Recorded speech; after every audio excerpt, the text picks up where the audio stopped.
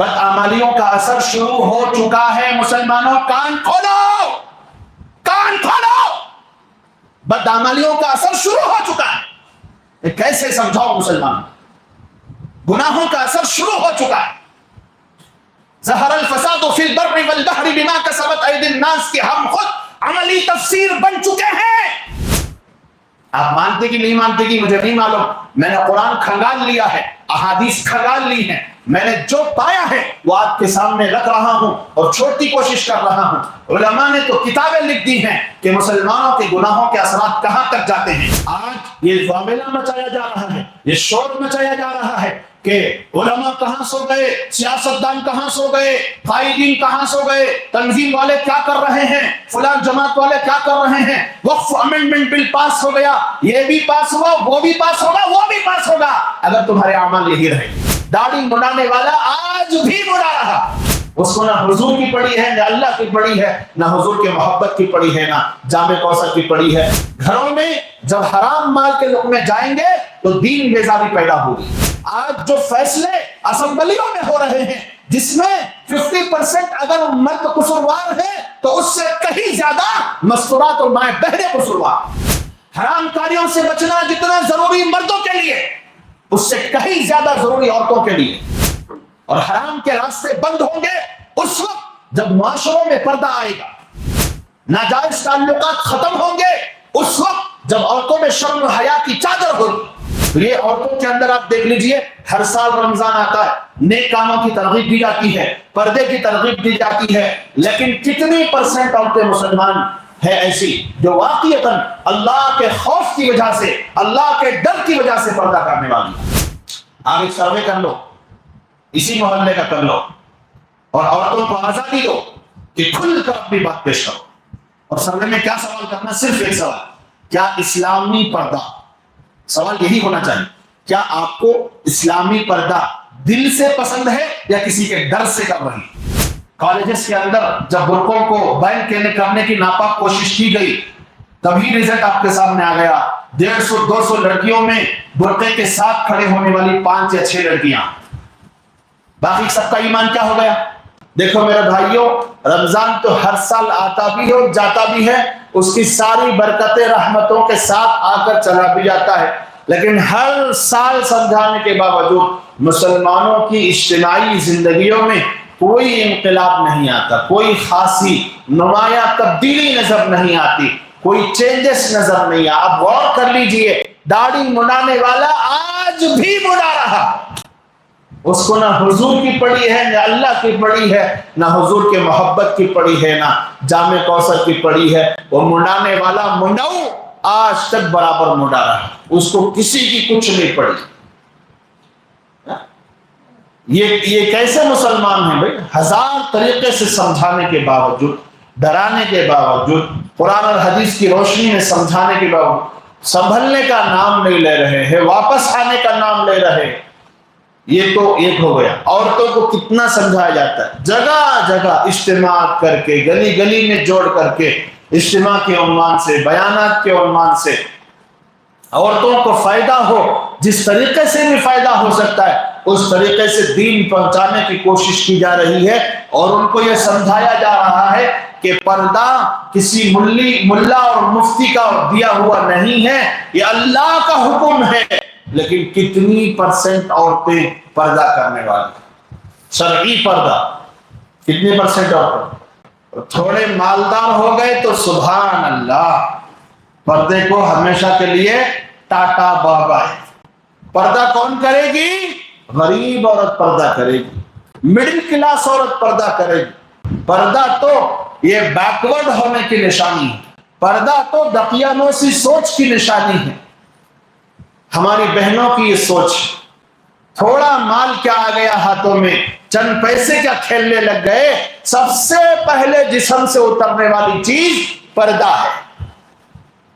یہ مال کا، حرام مال کا یہ اثر ہوتا ہے، غلط طریقوں سے کمائے ہوئے مالوں کا یہ اثر ہوتا ہے.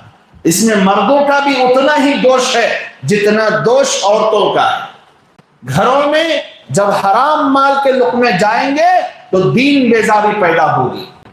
اللہ کے حکموں کے تعلق سے ایک سستی پیدا ہو جائے گی، اسے دین پر عمل کرنا بہت شاق معلوم ہوگا، اللہ کے نبی کی سنتوں پر عمل کرنا بہت شاق معلوم ہوگا۔ یہ حرام لقموں کا اثر ہوتا ہے۔ تو یہ عورتوں کے اندر آپ دیکھ لیجئے، ہر سال رمضان آتا ہے، نیک کاموں کی ترغیب دی جاتی ہے، پردے کی ترغیب دی جاتی ہے، لیکن کتنی پرسنٹ عورتیں مسلمان ہیں ایسی جو واقعتاً اللہ کے خوف کی وجہ سے، اللہ کے ڈر کی وجہ سے پردہ کرنے والی ہیں؟ کہیں پردہ ہو رہا ہے ساس سسر کی بنیاد پر، کہیں پردہ ہو رہا ہے شوہر کی زبردستی، کہیں پردہ ہو رہا ہے باپ کے دیندار ہونے کی وجہ سے، کہیں پردہ ہو رہا ہے کسی اور غرض کی وجہ سے۔ دل سے اللہ کو راضی کرنے کے لیے کتنی پرسنٹ عورتیں پردہ کرتی؟ ہر حال میں ایک سا، ظاہر میں، باطن میں، گھر میں، باہر میں ایک لیول کی زندگی گزارنے والی خواتین ہمارے معاشروں اور سوسائٹیوں میں کتنی پرسنٹ پائی جاتی؟ ایک ایسا چبھتا اور کڑوا سوال ہے، ہو سکتا ہے میری ماں اور بہنوں کو غصہ آ جائے، لیکن غصے میں آنے کی ضرورت نہیں ہے، اپنی اپنی حالتوں کو پر رونے کی ضرورت ہے، کیونکہ آج جو فیصلے اسمبلیوں میں ہو رہے ہیں جس میں 50% اگر مرد قصوروار ہے تو اس سے کہیں زیادہ مستورات اور مائیں بہنیں قصوروار۔ اللہ کے حکموں کو توڑنے میں کہ صرف مرد آگے ہے، عورتوں کا کوئی رول نہیں، عورتوں کی کوئی ذمہ داری نہیں، سارا ٹھکرا مردوں کے سروں پر نہیں پھوڑا جا سکتا۔ حرام کاریوں سے بچنا جتنا ضروری مردوں کے لیے، اس سے کہیں زیادہ ضروری عورتوں کے لیے۔ اور حرام کے راستے بند ہوں گے اس وقت جب معاشروں میں پردہ آئے گا، ناجائز تعلقات ختم ہوں گے اس وقت جب عورتوں میں شرم و حیا کی چادر ہوگی۔ یہ شادیوں کے بعد افیئرز کا چلنا، شادیوں سے پہلے لیونگ ریلیشن شپ میں رہنا، بغیر نکاح کے ریلیشن میں رہنا، اگر یہ سب بند ہونا ہے تو مسلم سوسائٹی کو سمجھنا پڑے گا کہ یہ نحوست کب سے اور کیوں پیدا ہوئی۔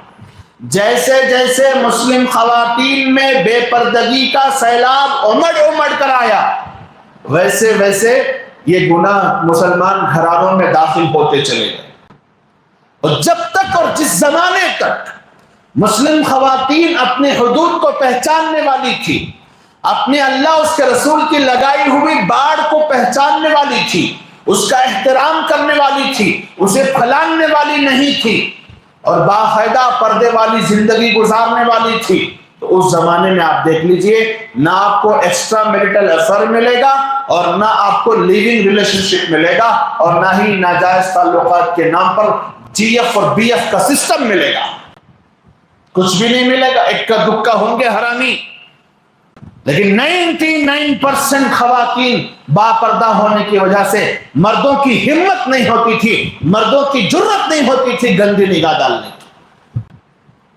لیکن یورپین کنٹریز نے جب یہ دیکھا کہ ہم تو تاراج ہو گئے، ہم تو برباد ہو گئے، یہ مسلمان عورتیں اپنی عزت کو کیسے سمیٹی ہوئی بیٹھی ہیں، کیسے چادروں میں لپٹی ہوئی بیٹھی ہیں، ان کی عزتیں آج تک محفوظ کیوں ہیں، کیسا ہے نہیں کیوں ہے، ان کی عزت اور عفت آج تک محفوظ کیوں ہے، جب ہماری عورتیں تاراج ہو گئی، بازار کی زینت بن گئی، شو روم کا پیس بن گئی، مردوں کے استعمال کی چیز بن گئی، تو یہ مسلمان خواتین اپنے پردے کی آڑ میں کیسے اور کیوں اتنی دیر تک اپنی عزتوں کو حفاظت کر کے بیٹھی ہوئی ہیں؟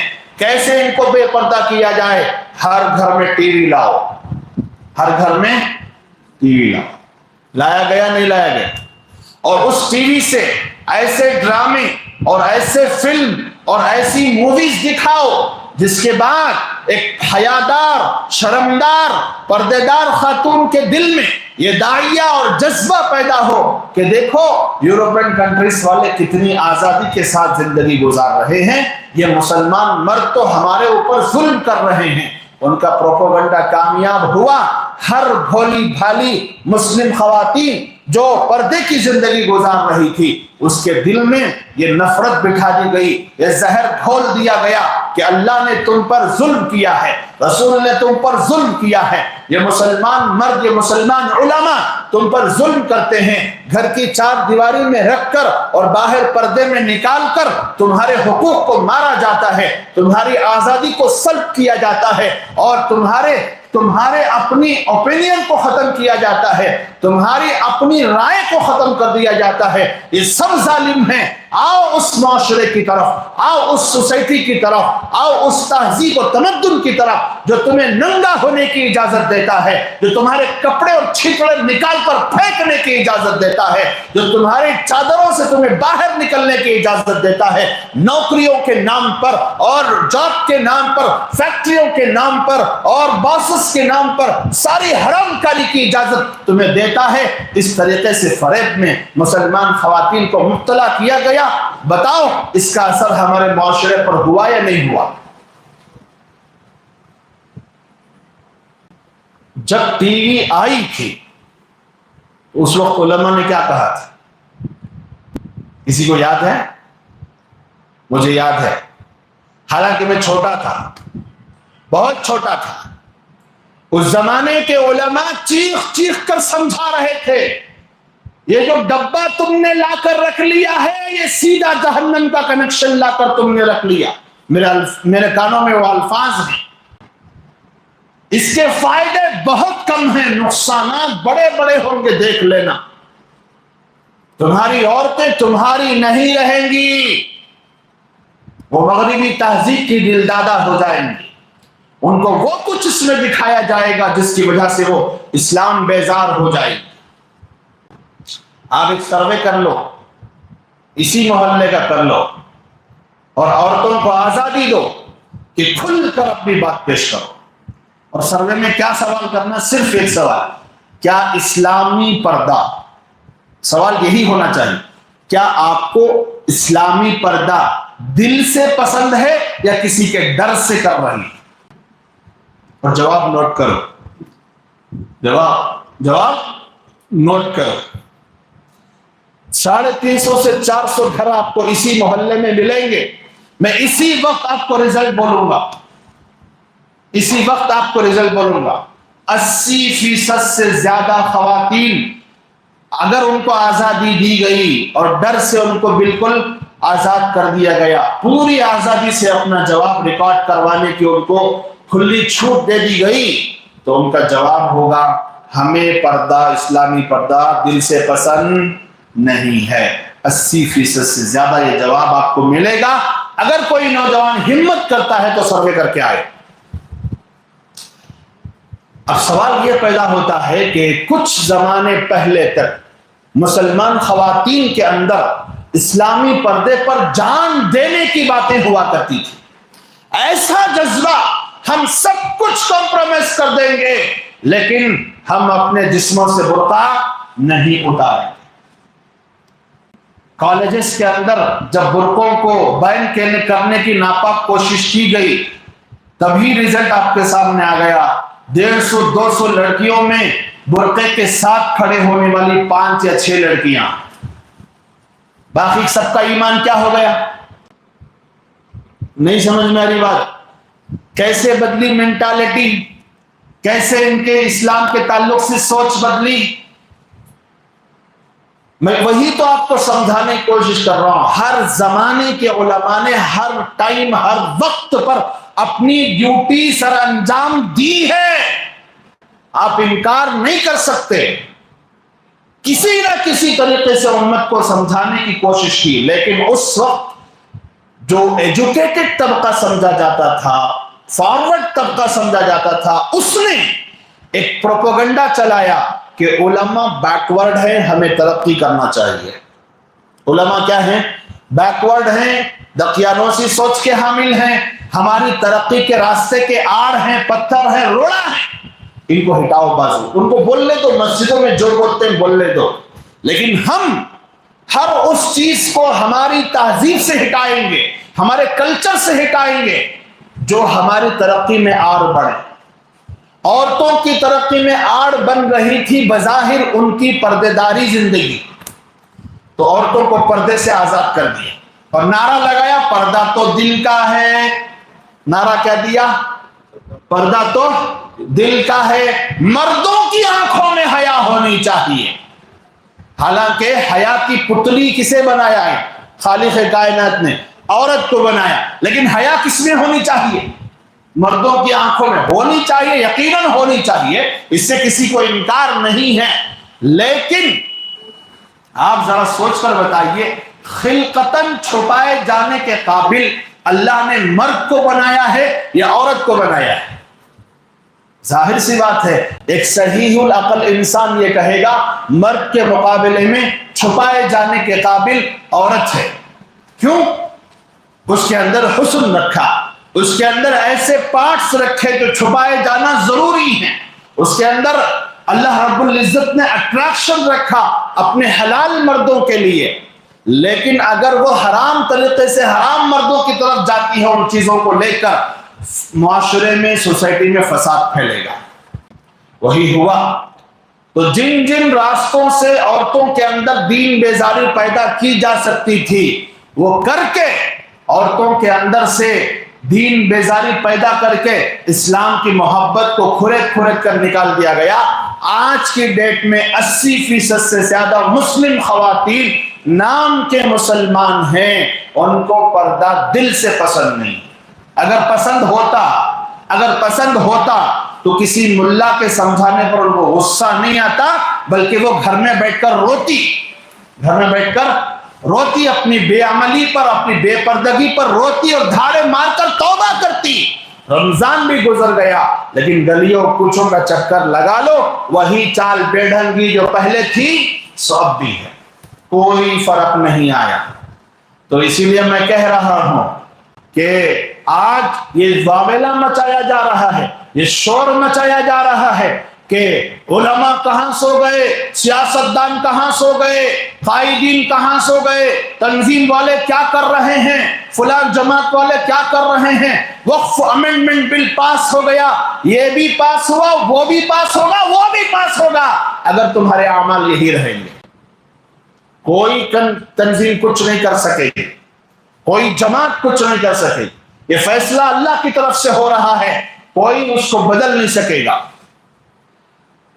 قرآن مجید کے اندر اللہ رب العزت نے صاف صاف ارشاد فرما دیا، تمہارے اوپر جو مصیبت آتی ہے، تمہارے اوپر جو آزمائشات آتے ہیں، اور تمہارے اوپر جو بھی بلائیں آتی ہیں، غلط فیصلوں کی شکل میں ہو یا غلط ڈیسیشنز کی شکل میں ہو یا ظالم حکومتوں کی شکل میں ہو یا پھر ظلم کرنے والے باشندوں کی شکل میں ہو، تمہارے اوپر جو کچھ مصیبت اس خشکی اور بری میں آتی ہے، ظہر الفساد فی البر والبحر بما کسبت ایدی الناس لیذیقہم بعض الذی عملوا لعلہم یرجعون. اس آیت کو ہمیشہ یاد رکھنا اور اپنے برے اعمال سے لوٹنے کی کوشش کرنا. کیا فرماتا ہے رب کائنات؟ ظہر الفساد فی البر والبحر، خشکی اور بری میں فساد پھیل گیا، فتنہ پھیلتا ہے. کس کی وجہ سے؟ بما کسبت ایدی الناس، لوگوں کی اپنے ہاتھوں کی کرتوتوں کی وجہ سے، ان کی نافرمانیوں کی وجہ سے، ان کی بدعمالیوں کی وجہ سے، ان کے گناہوں کی وجہ سے خشکی اور بری میں فساد پھیلتا ہے. کیوں؟ لیذیقہم بعض الذی عملوا لعلہم یرجعون. ہم تھوڑا سا مزہ ان کو چکھا دیتے ہیں ان کے برے اعمال کا، تاکہ وہ ہماری طرف لوٹ کر آ جائے. یہ جتنے بھی ظالم حکومت کے تحت میں فیصلے ہو رہے ہیں، بل پاس ہو رہے ہیں، جس کا سیدھے سیدھے نقصان مسلم اقلیت کو ہو رہا ہے، یہ سب مسلمانوں کے گناہوں کا نتیجہ ہے، مانو یا نہ مانو. آپ مانتے کہ نہیں مانتے کہ مجھے نہیں معلوم، میں نے قرآن کھنگال لیا ہے، احادیث کھنگال لی ہیں، میں نے جو پایا ہے وہ آپ کے سامنے رکھ رہا ہوں اور چھوٹی کوشش کر رہا ہوں. علماء نے تو کتابیں لکھ دی ہیں کہ مسلمانوں کے گناہوں کے اثرات کہاں تک جاتے ہیں، مسلمانوں کی بدعمالیوں کا نتیجہ کیا کیا ہوتا ہے، میں تو صرف بیسک بات آپ کو بتا رہا ہوں کہ ہمارے اوپر جو اس وقت حالات ہیں، چاہے وہ ظالم حکومت کی شکل میں ہو، ظالم حکومت کے غلط فیصلے اور غلط پالیسیوں کی شکل میں ہو، یا پھر وقف امینڈمنٹ بل کے نام پر ظلم کی شکل میں ہو، وقف کی جائیدادیں چھینے جانے کی شکل میں ہو، مسجدوں کو مدرسوں کو مسمار کرنے کی تیاری کی شکل میں ہو، اور قبرستانوں کی زمین کو دبانے کی شکل میں ہو، مسلمانوں کی وقف کردہ جائیدادوں کو دبانے کی شکل میں ہو، یاد رکھ لو مسلمانوں، یہ خدا کا فیصلہ ہے جو تمہارے اوپر ایک واسطے سے، ایک ذریعے سے، جس کا نام مودی حکومت ہے، تمہارے اوپر اپلائی کیا جا رہا ہے، اور اس سے تم بچ نہیں سکتے۔ بچنے کا ایک ہی راستہ ہے، ان کنتم مؤمنین، تمہیں مومن بننا پڑے گا۔ ہے ہمت تو بنو مومن، ورنہ بھگتو، میں بھی بھگتوں گا، اب بھی بھگتو۔ 1%، 2%، 3%، 4%، 5%، 6%، 10% نیک بن جانے سے مسئلے حل نہیں ہوں گے۔ دنیا چھوڑو، پورے ملک کے مسلمانوں میں کتنے بندے متقی ہیں؟ کتنے پرسنٹ؟ میرا اندازہ ہے 2% بندے متقی ہوں گے۔ کتنے پرسنٹ؟ 2% بندے متقی پرہیزگار ہوں گے۔ حالات کے بدلنے کے لیے، اللہ کے فیصلوں کو بدلنے کے لیے 70% سے زیادہ مسلمانوں کو متقی بننا پڑے گا، تب جا کر دعائیں سروں سے اوپر اٹھیں گی۔ سن لو، آج دل تھام کر سن لو اور یاد بھی رکھ لو اور بات پھیلاؤ۔ آج گھبرا گیا ہے مسلمان کہ ہمارے ہاتھوں سے ہماری زمینیں، وقف کی جائیدادیں چھین لی جائیں گی، اور ہمارے ہاتھوں سے قبرستان چلے جائیں گے، اور مسجدیں چلی جائیں گی، مدرسے۔ یہ تو بہت کم ہے بھائی، تمہاری جان محفوظ نہیں ہے، تمہارا خون محفوظ نہیں ہے، تمہاری عورتیں محفوظ نہیں ہے، تمہارے بچوں کا فیوچر محفوظ نہیں ہے۔ زمین کے ٹکڑوں پہ کیا روتے بیٹھے ہو؟ یہ تو بہت ہی شروعات کا مرحلہ ہے، ابھی وہ ننگا ناچ دیکھنا باقی ہے جو اس ملک سے اسلام اور مسلمانوں کو ختم کرنے کے نام پر شروع ہونے والا ہے۔ تو پھر ہمیں کرنا کیا حضرت؟ آؤ چلو پروٹیسٹ کریں گے، دھرنا دیں گے، جنتر منتر پہ جمع ہو جائیں گے، روڈاں بلاک کریں گے، آؤ حضرت کیا ہونا وہ کریں گے۔ اس سے کچھ نہیں ہوگا۔ اس سے کیا نہیں ہوگا؟ کچھ نہیں ہوگا۔ کیوں کچھ نہیں ہوگا؟ کیونکہ اللہ کے فیصلوں کو بدلنے کے لیے جو پہلی شرط ہے، وہی اسی شرط کو ہم پورے کرنے والے نہیں۔ اس کے بعد ہم اگر کوشش کرتے تو اس میں اللہ تعالیٰ تاثیر پیدا کر سکتا تھا۔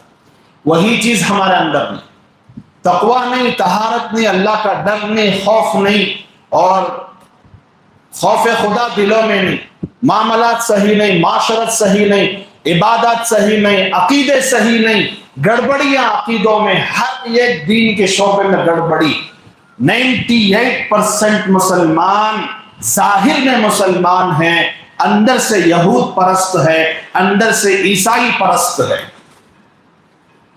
ہر چیز ان کی پسند ہے، رسول کی کوئی چیز اسے پسند نہیں۔ میں نے کہا نا، رمضان گزر کے ختم بھی ہو گیا، لیکن حجام کی دکانوں پر جا کر دیکھنے والوں نے دیکھا، عید کی رات میں، چاند رات میں جا کر کہتا ہے کلین شیف ماڑا پا۔ اب تو مسلمان بھی کلین شیف کر دے یار، کلین شیف۔ شرم نہیں آتی تجھے؟ شرم نہیں آتی؟ حضور پاک صلی اللہ تعالی وسلم کی سنت کا تو نے جب لحاظ نہیں کیا، اللہ کیا تیرا لحاظ کرے گا؟ کیا موت آ جاتی اگر تو چہرے پہ حضور کی داڑھی رکھ کر اللہ کو دکھا دیتا؟ کیا موت آ جاتی تجھے؟ کیوں تیرا دل پتھر سے زیادہ سخت ہو چکا ہے؟ کیوں تیرے دل پر دنیا نے ایسا اثر کر دیا ہے کہ تجھے حضور کا رونا بھی یاد نہیں رہا، بل بلانا بھی یاد نہیں رہا، راتوں میں کھڑے ہو کر تیرے لیے مانگنا بھی یاد نہیں رہا، پیروں میں ورم آ جاتا تھا کمینے، تیرے اور میرے لیے ہمارے حضور کے پیروں میں ورم آ جاتا تھا۔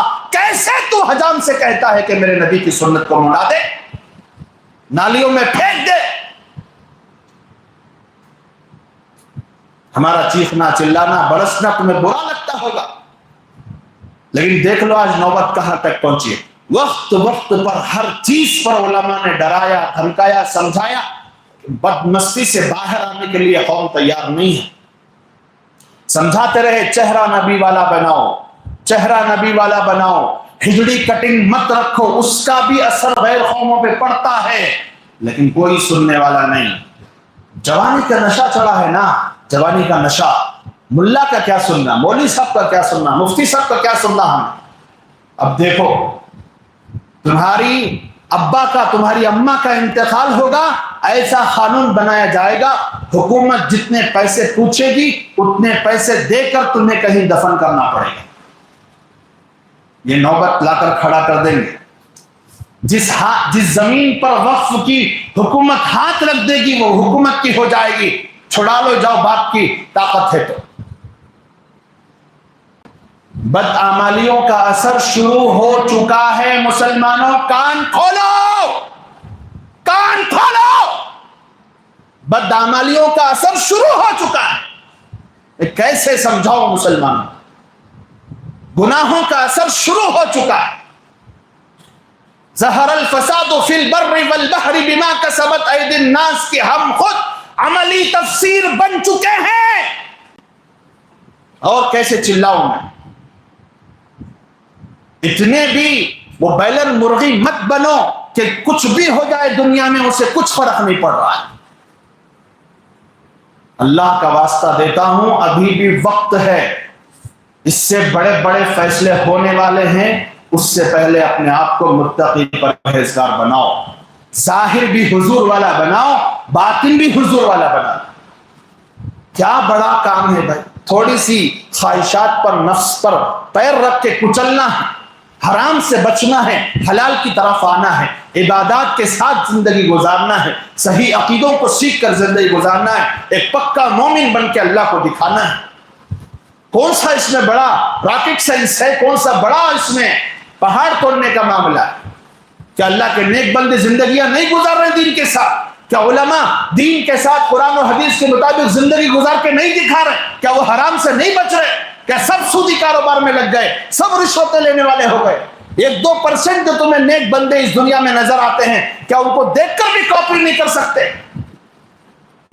میرے بھائیوں، آج ایک بل پاس ہوتے ہی سارے مسلمانوں کی سٹی بٹی گل ہو گئی۔ میں شروع سے کہہ رہا تھا یہ تو ہو کر ہی رہے گا۔ کیسے کہہ رہا تھا میں؟ اسی وجہ سے کہہ رہا تھا کہ قرآن اور حدیث کی روشنی میں ہم نے ہمارے مسلمانوں کے اعمال کو تول لیا تھا کہ پلہ کون سا بھاری ہونا، ظالم حکومت کا پلہ بھاری ہونا ہے یا بے عمل مسلمانوں کا پلہ بھاری ہونا ہے۔ آپ اچھی طرح جانتے ہیں قرآن میں اللہ نے ضابطہ بیان کر دیا ہے، ضابطہ، وَمَا أَصَابَكُم مِّن مُّصِيبَةٍ فَبِمَا كَسَبَتْ أَيْدِيكُمْ، جو بھی مصیبت تم پر آئے گی دنیا میں وہ تمہارے ہی کرتوت کا نتیجہ ہوگی، تمہارے ہی کرتوت کا نتیجہ ہوگا۔ اب آپ فیصلہ ہم سب کو کرنا ہے۔ ایک حدیث میں، حدیث قدسی ہے، میں نے اشارہ دیا تھا، اب سنا رہا ہوں، سنو۔ حدیث قدسی ہے، اللہ کہتا ہے اننی انا اللہ، میں ہی اللہ ہوں، لا الہ الا ہوں، میرے سوا کوئی عبادت کے لائق نہیں ہے، میں بادشاہوں کا بادشاہ ہوں، اور دنیا کے تمام بادشاہوں کے قلوب اور تمام حکومت والوں کے دل میرے قبضہ قدرت میں ہیں، میرے ہاتھ میں ہیں، میرے قبضہ قدرت میں ہیں۔ اب سنو دل تھام کر، موجودہ حالات کے اعتبار سے اگر یہ حدیث فٹ نہ ہوئی تو میرے منہ پہ مار دینا۔ فرمایا نبی پاک صلی اللہ علیہ وسلم نے، حضور فرماتے ہیں جب تم لوگ، اللہ فرما رہا ہے، جب مسلمان ایمان والے میری اطاعت کریں گے، میری فرما برداری کریں گے، تو اگر ان پر ظالم حکمران بھی ہوگا تو اس کے دل میں رحمت اور شفقت میں پبلک کے لیے ڈال دوں گا۔ لیکن یہ کب ہوگا؟ اذا اطاعونی، جب وہ لوگ میری اطاعت کریں گے، میری فرما برداری کریں گے، میرے منشا کے مطابق زندگی گزاریں گے، میرے حرام کو حرام جانیں گے، میرے حلال کیے ہوئے کو حلال جانیں گے اور حضور کی سنتوں کے مطابق زندگی گزاریں گے، دین کے مطابق زندگی گزاریں گے۔ اذا اطاعونی میں یہ مفہوم پایا جاتا ہے، جب اکثریت والا طبقہ اطاعت شعار ہوگا اور فرما برداری کرنے والا ہوگا تو اللہ تعالیٰ فرماتا ہے حکومت کے دل میں رحمت اور شفقت ڈال دیتا ہوں۔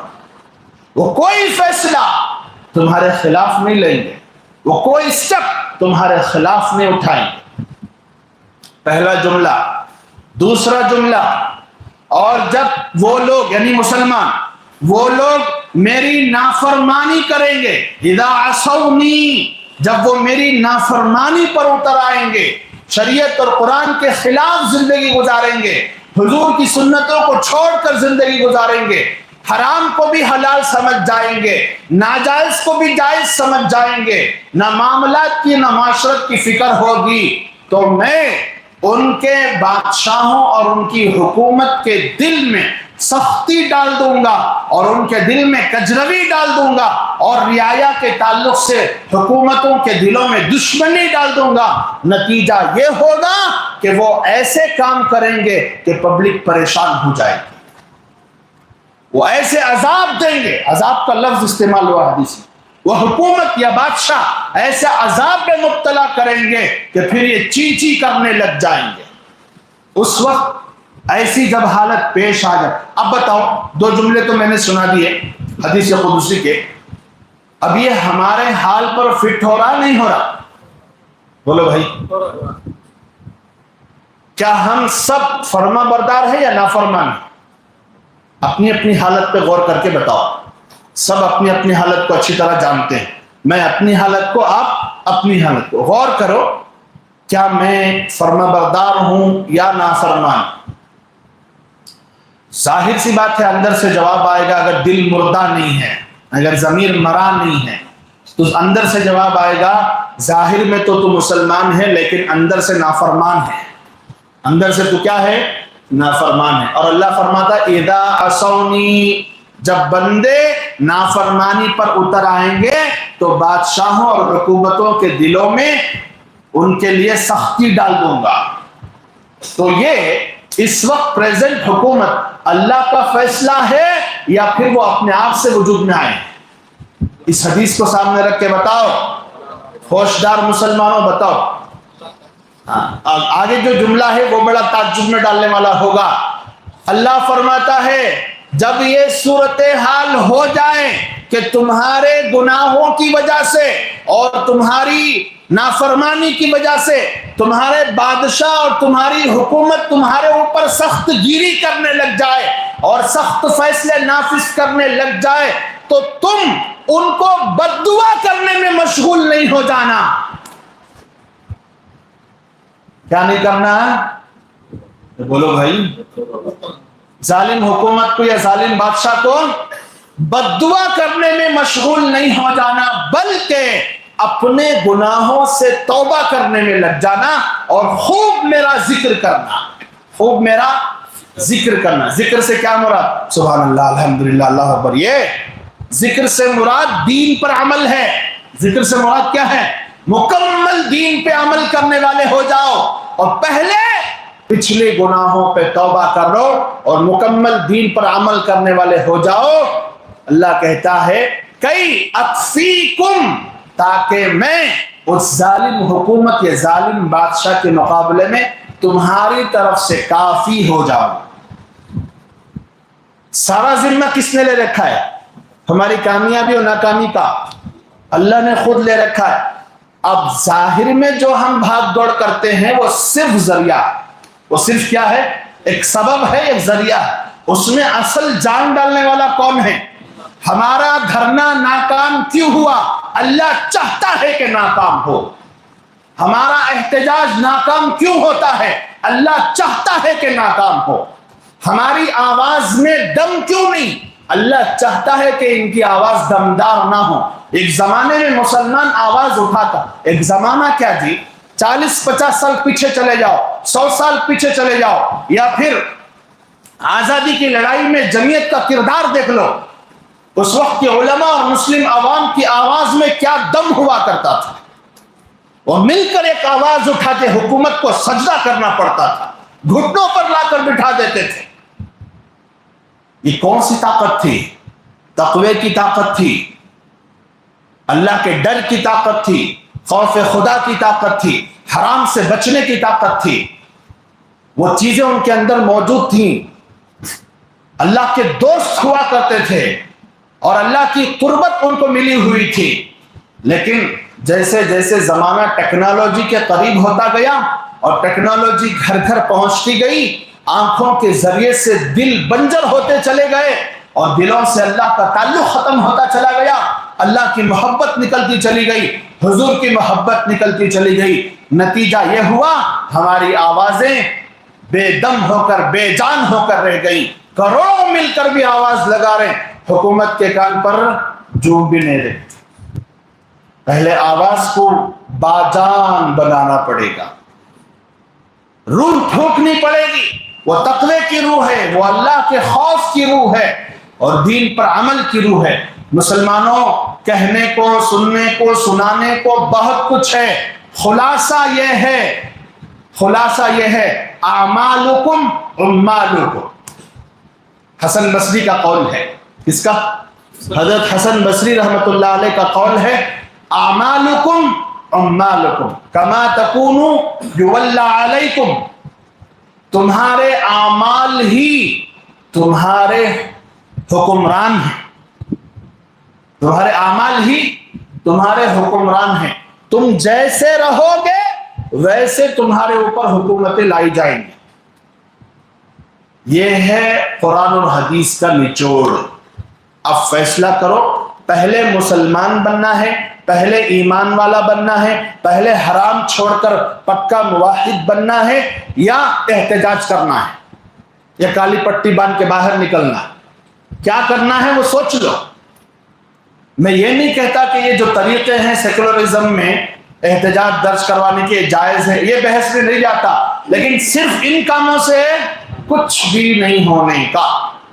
پہلے مومن بنو، اس کے بعد چھوٹی کوشش کرو گے تو بھی اثر انداز ہوگی، چھوٹی آواز بھی اٹھاؤ گے اثر انداز ہوگی۔ مسلمانوں، 98% اس ملک کا مسلمان اندر سے بے ایمان ہو چکا ہے، اندر سے اسلام لیس ہو چکا ہے، اندر سے اسے یہودیت اور عیسائیت پسند ہے۔ میں کیسے یہ بات کو سمجھاؤں؟ خود غور کر کے دیکھو ہمیں کون سی چیزیں پسند آ رہی ہیں اور کون سی چیزوں کو چھوڑنے کا من کر رہا ہے۔ اینک میں ایک نوجوان کھڑا ہوتا ہے اور غور سے دیکھتا ہے اور ایک ہیرو کے بارے میں سوچتا ہے، کاش میں بھی اس کے جیسی شیف کراتا۔ اسے خیال آ رہا ہے، اور مجھے لکھتا بھی ہے، بے شرم مجھے لکھتا بھی کہ میرے دل میں ایسا خیال آ رہا۔ خیال آنا کوئی بڑی بات، کر گزر رہے ہیں، نوجوان کر گزر رہا ہے، یہ وہ زمانہ ہے۔ میرے بھائیوں، میں آخری میں آپ کو صرف اتنا کہہ کر بات ختم کروں گا کہ یہ جو وقف امینڈمنٹ بل پاس ہوا ہے، یہ تو ہونا ہی تھا، کسی کا باپ یہ روک نہیں سکتا تھا۔ ہاں، کوششیں کی گئی، ناکام ہوئی، وہ اپنی جگہ ٹھیک ہے۔ دو کام اس وقت مسلمانوں کو کرنے پڑیں گے، میں ہر بار بتاتے آیا ہوں۔ پہلا کام، وَلَا تَهِنُوا وَلَا تَحْزَنُوا وَأَنْتُمُ الْأَعْلَوْنَ إِن كُنتُم مُؤْمِنِينَ۔ کم ہمت ہونے کی ضرورت نہیں اور غمزدہ ہونے کی ضرورت نہیں، بزدل بننے کی بھی ضرورت نہیں، تم ہی سر بلند رہو گے، لیکن شرط کیا ہے؟ مومن بنو گے تو سر بلند رہو گے، ورنہ کچل دیے جاؤ، ورنہ تمہاری جائیدادیں تمہارے ہاتھوں سے چھین لی جائیں گی۔ وقف کا چھینا جا رہا ہے۔ آئندہ ایسا ہوگا چند ہی سالوں میں کہ اگر حکومت کہتے کہ یہ گھر تیرا نہیں، تمہیں چھوڑ کے باہر جانا پڑے گا، تمہارے کاغذات بھی کام نہیں آئیں گے، تمہارا ڈاکیومنٹ بھی کام نہیں۔ ارے جنگل راج ہوگا بھائی، کیا ڈاکیومنٹ دکھاؤ گے؟ پکے مومن بن جاؤ، اللہ کے لیے جینا سیکھو، اللہ کے لیے مرنا سیکھو۔ یہ دنیا 2 دن کی ہے، ایسے بھی ختم ہونی ہے، ویسے بھی ختم ہونی ہے، بنیں گے انشاءاللہ تعالی۔ دوسرا اہم کام، ہمارے جو اہل علم حضرات ہیں اور اہل دانش حضرات ہیں، حالات کو سامنے رکھتے ہوئے ایک ڈیموکریٹک ملک میں، ایک سیکولر ملک میں کانسٹیٹیوشن نے جن جن چیزوں کی اجازت دی ہے اس کو سامنے رکھتے ہوئے جو لاہی عمل طے کریں گے اس کے مطابق ہم عمل کریں گے۔ دو کام کرنا، پہلے اپنے آپ کو کیا بنانا ہے؟ مومن بنا لو۔ پھر دوسرا کام، ہمارے بڑوں کی طرف سے، ہمارے بڑوں کی طرف سے جو مشورے کے ساتھ چیزیں سامنے آئیں گی اور اس پر عمل کرنے کے لیے جب بھی آواز لگائی جائے اس وقت حاضر رہنا پڑے گا۔ نہیں میرا کام ہے، میں ڈیوٹی والا ہوں، میری دکان بند نہیں کر سکتا، میں گھر میں بیوی بچوں کو چھوڑ کے آ نہیں سکتا، تو یاد رکھ لو وقف کی زمینیں بعد میں کھینچی جائیں گی، تمہارے پیروں تلے زمین پہلے کھینچی جائے گی۔ غفلتوں سے جاگو، جاگنے کا زمانہ آ گیا ہے۔ نہیں جاگو گے تو جگانے والے جو کرنا ہے کر کے مر جائیں گے، لیکن تمہاری نسلوں کو بہت بھاری سودا چکانا پڑے گا۔ اللہ تعالیٰ بات سننے سے زیادہ سمجھنے کی توفیق عطا فرمائے۔ آمین وآخر دعوانا الحمدللہ رب العالمین۔